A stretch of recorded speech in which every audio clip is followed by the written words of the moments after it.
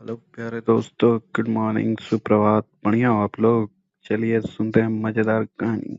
और हाँ, आप लोग लाइक और शेयर और सब्सक्राइब करने में बड़ी कंजूसी करते हो यार।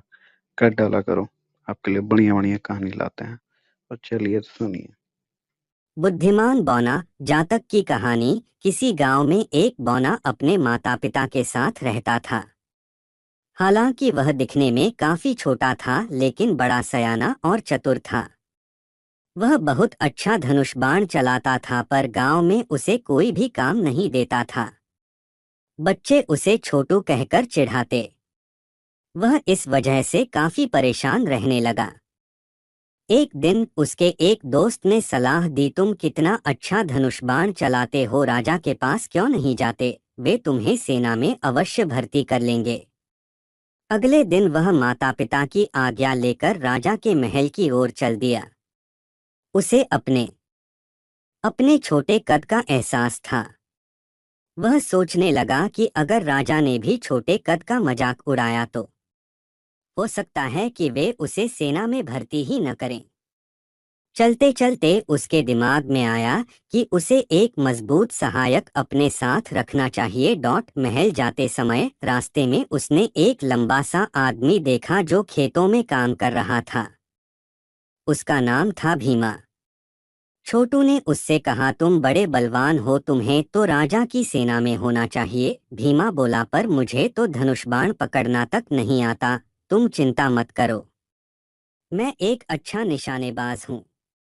मैं तुम्हारी मदद मदद करूंगा। बस तुम मेरे साथ राजा के महल तक चलने के लिए मान जाओ, छोटू ने कहा। भीमा को राजा की सेना में काम करने का प्रस्ताव बेहद भाया। वह झट से साथ चलने को मान गया। वह भी अपनी किस्मत आजमाना चाहता था।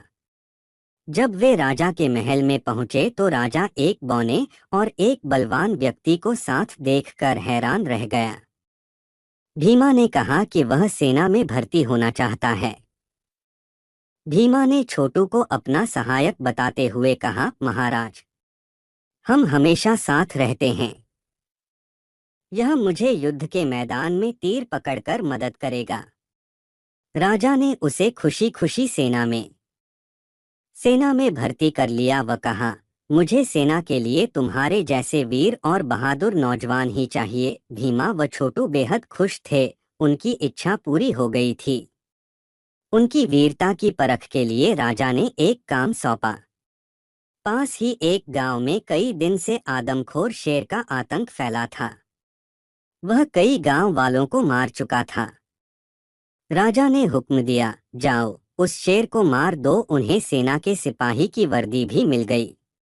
भीमा महल से निकला तो काफी परेशान था। उसे लग रहा था कि गांव वालों का सामना करना और शेर को मारना कोई आसान काम नहीं था, पर छोटू ने तसल्ली दी, शेर को मारने के लिए सिर्फ धनुष बाण या बहादुरी की जरूरत नहीं, तुम्हें बुद्धिमान भी होना चाहिए। पर वह कैसे हो सकता है? भीमा काफी परेशान था। छोटू ने उसके कान में एक योजना बता दी। फिर वे दोनों गांव के लिए निकल पड़े। उन्हें सिपाहियों की वर्दी में देखकर गांव वालों ने भरपूर स्वागत किया। मुखिया बोला, हम शुक्रगुजार हैं कि राजा ने हमारी मदद के लिए आपको भेजा। हम आपकी मदद करेंगे। आप चाहें तो अपने साथ कुछ गांव वालों को ले जा सकते हैं। जल्दी ही कई गांव वाले हाथों में लंबी लाठियां लिए लिए उनके साथ हो लिए। अचानक उन्हें शेर के दहाड़ने की आवाज सुनाई दी। सभी गांव वाले उसी दिशा में भागने लगे। शेर को मार दो, शेर को मार दो। वे यह भी नहीं देख सके कि वहां भीमा का कोई अतापता नहीं है।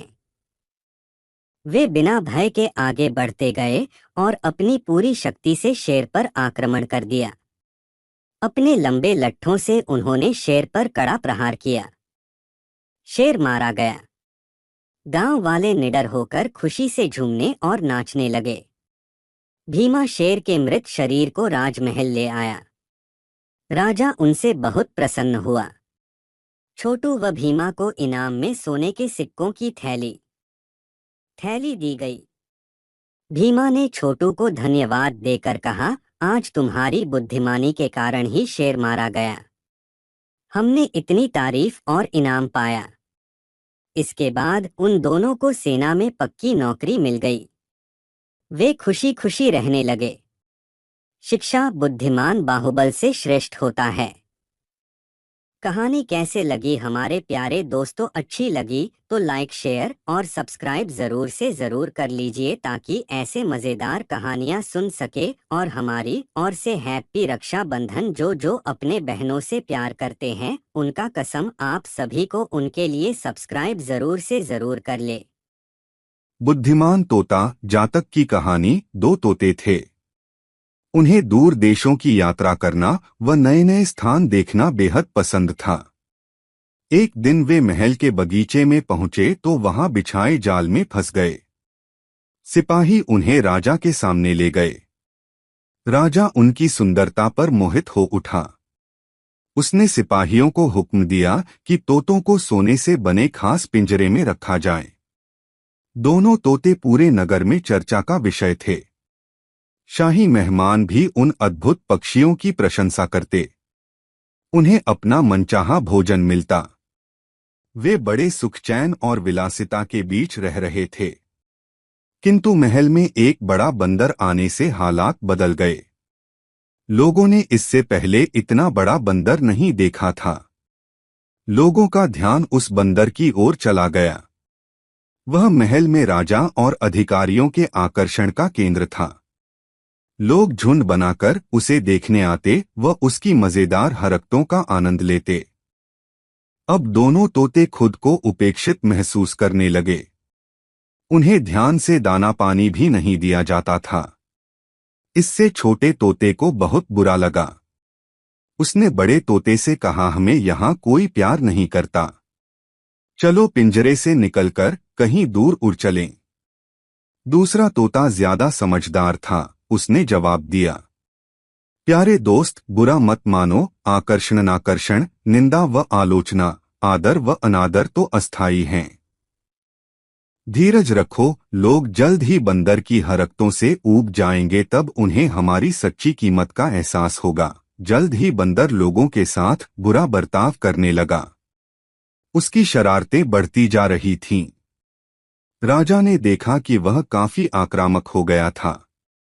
इसलिए सिपाहियों से कहा गया कि उसे जंगल में छोड़ आए।